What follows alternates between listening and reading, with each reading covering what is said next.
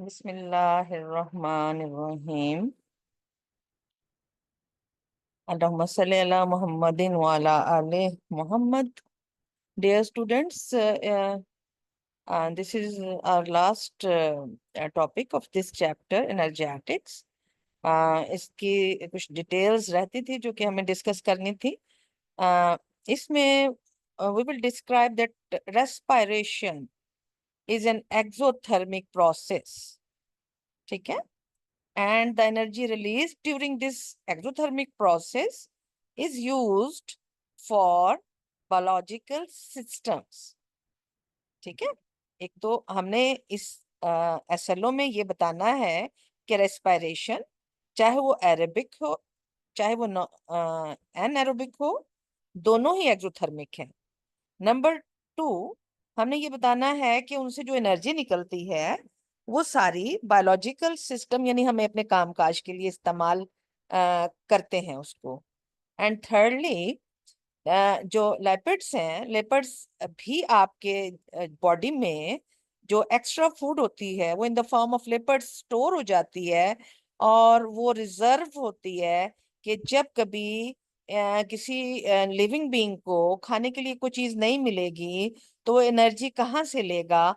उसके वो जो लिपिड्स होते हैं उस वक्त वो एनर्जी प्रोवाइड करते हैं। तो गर्ल्स, ये एक हमारा प्रोसेस जो हम सब लिविंग थिंग्स के अंदर, चाहे प्लांट हो चाहे एनिमल्स हो, ये एक रिएक्शन होता है।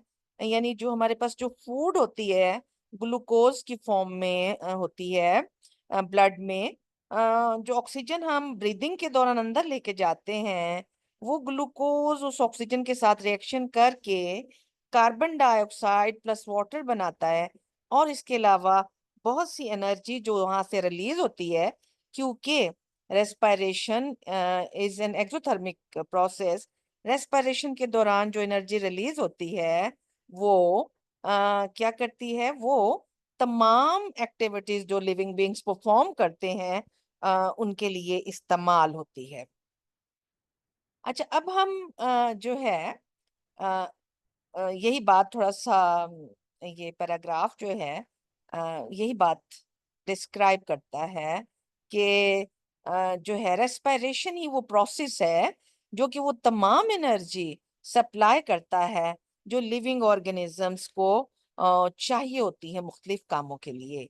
एंड उसके अलावा जो एनर्जी आती है वो मैंने पहले भी बताया कि वो रिजर्व जो आपके बॉडी में होते हैं। अगर कभी खाना ना मिले, फूड ना मिले, तो वो रिजर्व जो है वो एनर्जी प्रोवाइड करते हैं।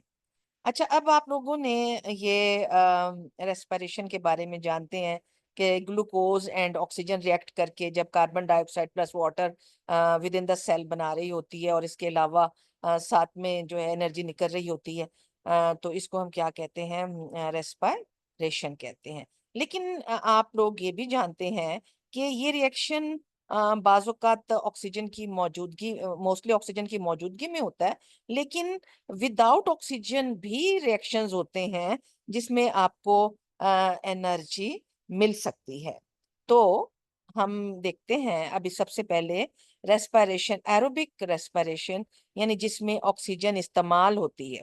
तो ये वही वाली है जो अभी हमने पढ़ा कि ग्लूकोज ऑक्सीजन के साथ रिएक्ट करता है और जब ये रिएक्शन होता है तो बहुत सी एनर्जी रिलीज होती है जो एटीपी की फॉर्म में आ जाती है। एंड इसकी जो प्रोडक्ट बनती हैं वो कार्बन डाइऑक्साइड प्लस वाटर है।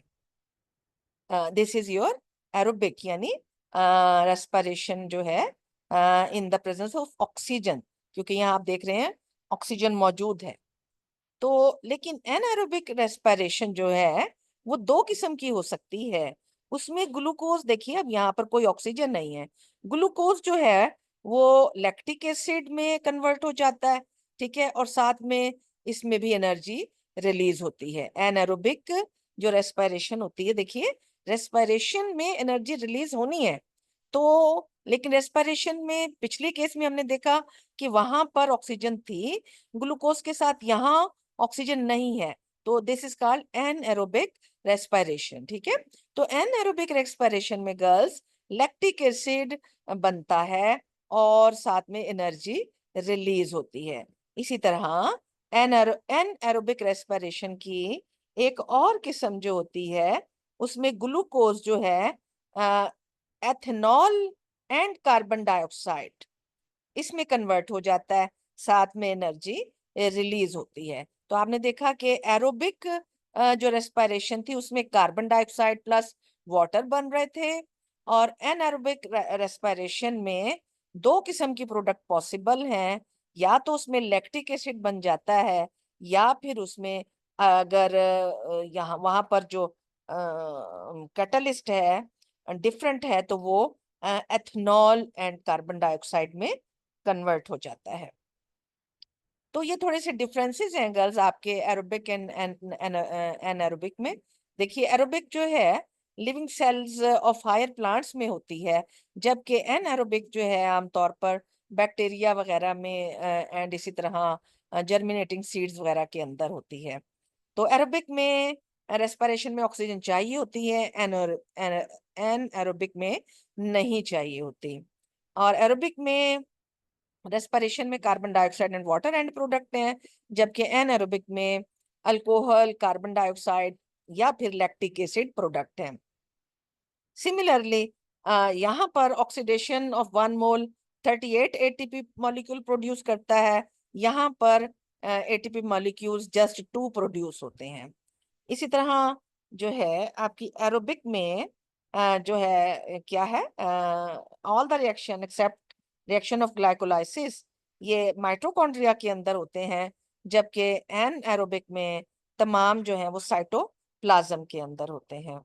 ठीक है। इसी तरह ऑर्गेनिक कंपाउंड एरोबिक में क्या होते हैं, कंप्लीटली ऑक्सीडाइज हो जाते हैं, और जबकि एनारोबिक में इनकम्प्लीटली ऑक्सीडाइज होते हैं।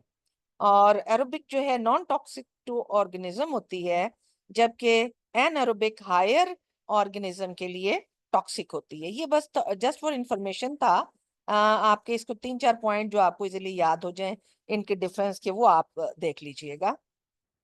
अच्छा जी, उसके बाद जो है गर्ल्स, हमने ये देखा कि oxidation of glucose to carbon dioxide and water क्या प्रोड्यूस कर रहा था, फ्री एनर्जी प्रोड्यूस कर रहा था, which is used to convert ADP into more energetic ATP, and then this ATP is used as जो है energy source to drive all the reactions of the living beings. ठीक है जी।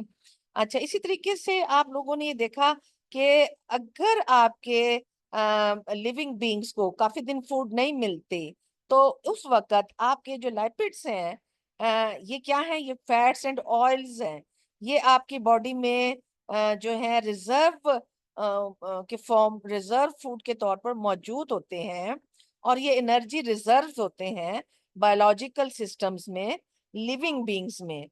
तो when we are not eating और need a lot of energy, यानी अगर हमने खाना तो खाया लेकिन कम खाया है और एनर्जी हमें ज्यादा चाहिए, तो उस वक्त क्या होता है, our body breaks down lipids to make ATP. It is like having a saving accounts from which energy can be used in an energy deficient environment, in an energy deficient environment. तो girls, आप लोगों ने देखा कि जो है किस तरह एक्सोथर्मिक रिएक्शन होता है लिविंग बीइंग के नतीजे में, उससे लिविंग बीइंग्स के अंदर, सॉरी, एक्सोथर्मिक रिएक्शन होता है, और उसके नतीजे में लिविंग बीइंग्स को जो एनर्जी मिलती है वही उसके तमाम कामों के लिए इस्तेमाल होती है। तो ये गर्ल्स हमारा जो है चैप्टर था यहाँ तक खत्म हो गया है, एंड इंशाल्लाह अब हम नेक्स्ट चैप्टर अपना स्टार्ट लेंगे। एंड फिलहाल जो है आप सबके साथ हम थैंक्स बोलते हैं। अल्लाह हाफिज।